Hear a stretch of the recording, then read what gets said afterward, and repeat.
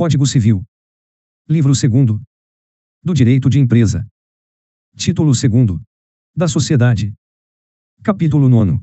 Da liquidação da sociedade. Artigo 1102.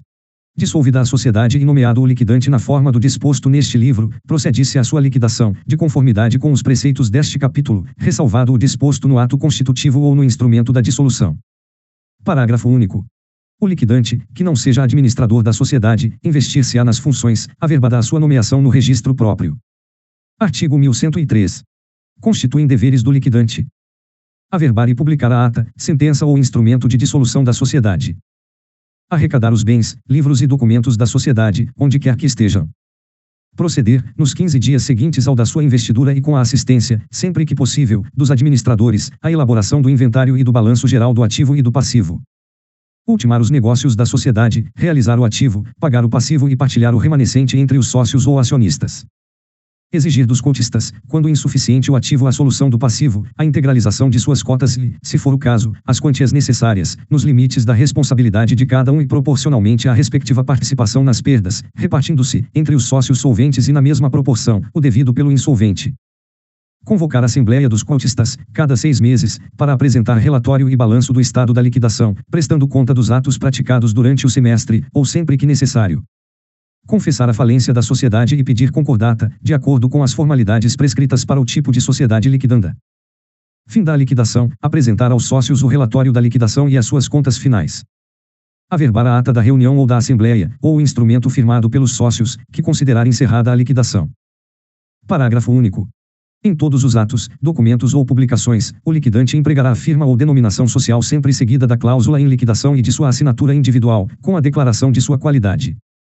Artigo 1104. As obrigações e a responsabilidade do liquidante regem-se pelos preceitos peculiares às dos administradores da sociedade liquidanda.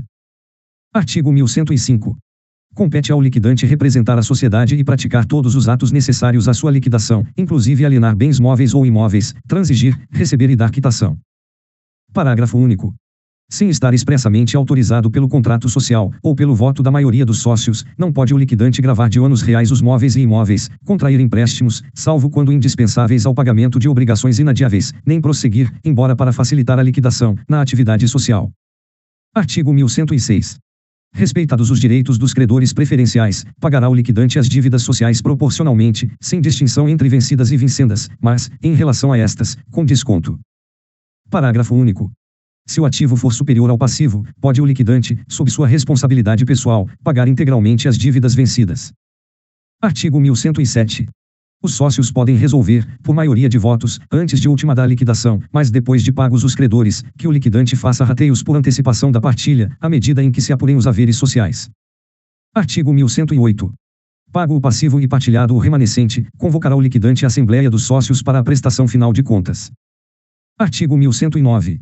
Aprovadas as contas, encerra-se a liquidação, e a sociedade se extingue, ao ser averbada no registro próprio a ata da Assembleia. Parágrafo único. O dissidente tem o prazo de 30 dias, a contar da publicação da ata, devidamente averbada, para promover a ação que couber. Artigo 1110. Encerrada a liquidação, o credor não satisfeito só terá direito a exigir dos sócios, individualmente, o pagamento do seu crédito, até o limite da soma por eles recebida em partilha, e a propor contra o liquidante ação de perdas e danos. Artigo 1111. No caso de liquidação judicial, será observado o disposto na lei processual.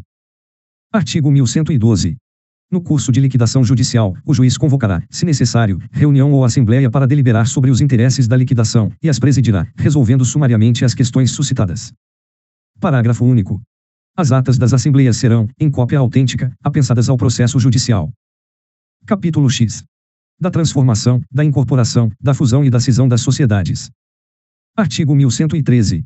O ato de transformação independe de dissolução ou liquidação da sociedade, e obedecerá aos preceitos reguladores da Constituição e inscrição próprios do tipo em que vai converter-se. Artigo 1114.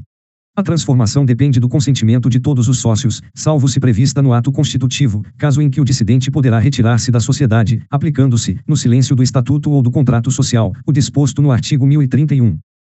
Artigo 1115. A transformação não modificará nem prejudicará, em qualquer caso, os direitos dos credores. Parágrafo único. A falência da sociedade transformada somente produzirá efeitos em relação aos sócios que, no tipo anterior, a eles estariam sujeitos, se o pedirem os titulares de créditos anteriores à transformação, e somente a estes beneficiará. Artigo 1116. Na incorporação, uma ou várias sociedades são absorvidas por outra, que lhe sucede em todos os direitos e obrigações, devendo todas aprová-la, na forma estabelecida para os respectivos tipos. Artigo 1117. A deliberação dos sócios da sociedade incorporada deverá aprovar as bases da operação e o projeto de reforma do ato constitutivo. Primeiro, a sociedade que houver de ser incorporada tomará conhecimento desse ato e, se o aprovar, autorizará os administradores a praticar o necessário à incorporação, inclusive a subscrição em bens pelo valor da diferença que se verificar entre o ativo e o passivo. Segundo, a deliberação dos sócios da sociedade incorporadora compreenderá a nomeação dos peritos para a avaliação do patrimônio líquido da sociedade, que tenha de ser incorporada. Artigo 1118. Aprovados os atos da incorporação, a incorporadora declarará extinta a incorporada, e promoverá a respectiva averbação no registro próprio. Artigo 1119. A fusão determina a extinção das sociedades que se unem, para formar sociedade nova, que a elas sucederá nos direitos e obrigações. Artigo 1120. A fusão será decidida, na forma estabelecida para os respectivos tipos, pelas sociedades que pretendam unir-se. Primeiro, em reunião ou assembleia dos sócios de cada sociedade, deliberada a fusão e aprovado o projeto do ato constitutivo da nova sociedade, bem como o plano de distribuição do capital social, serão nomeados os peritos para a avaliação do patrimônio da sociedade. Segundo apresentados os laudos, os administradores convocarão reunião ou assembleia dos sócios para tomar conhecimento deles, decidindo sobre a constituição definitiva da nova sociedade. Terceiro, é vedado aos sócios votar o laudo de avaliação do patrimônio da sociedade de que façam parte. Artigo 1121. Constituída a nova sociedade, aos administradores incumbe fazer inscrever, no registro próprio da sede, os atos relativos à fusão. Artigo 1122. Até 90 dias após publicados os atos relativos à incorporação, fusão ou cisão, o credor anterior, por ela prejudicado, poderá promover judicialmente a anulação deles. Primeiro, a consignação em pagamento prejudicará a anulação pleiteada. Segundo, sendo ilíquida a dívida, a sociedade poderá garantir-lhe a execução, suspendendo-se o processo de anulação. Terceiro, ocorrendo, no prazo deste artigo, a falência da sociedade incorporadora, da sociedade nova ou da cindida, qualquer credor anterior terá direito a pedir a separação dos patrimônios, para o fim de serem os créditos pagos pelos bens das respectivas massas.